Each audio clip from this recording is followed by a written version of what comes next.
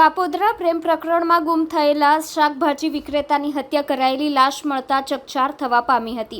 પોલીસે આ ગુનામાં 2 દિવસ પહેલા હત્યાનો ગુનો નોંધ્યો હતો। આ કેસમાં 2 આરોપી પકડાયા બાદ વધુ એક આરોપી ઝડપાયો છે।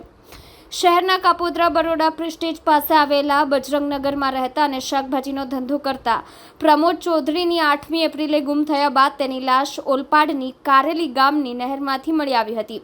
તપાસ કરતા માલુમ પડ્યું હતું કે મૃતક પ્રમોદ ચૌધરીનો સાળો ધનંજય ચૌધરી છોકરીને ભગાડી ગયો હતો, જેની જાણકારી પ્રમોદ ચૌધરીને હોવાની આશંકા રાખીને છોકરીનો ભાઈ નીતેશ ગુડ્ડુ બેઠા મોહિત પરવડિયા, તેના મિત્ર કપિલ જય ઉર્ફે બાબુ અને દક્ષિણ અનિલ મકવાણા સાથે મળીને પ્રમોદ ચૌધરી પાસે ગયા હતા।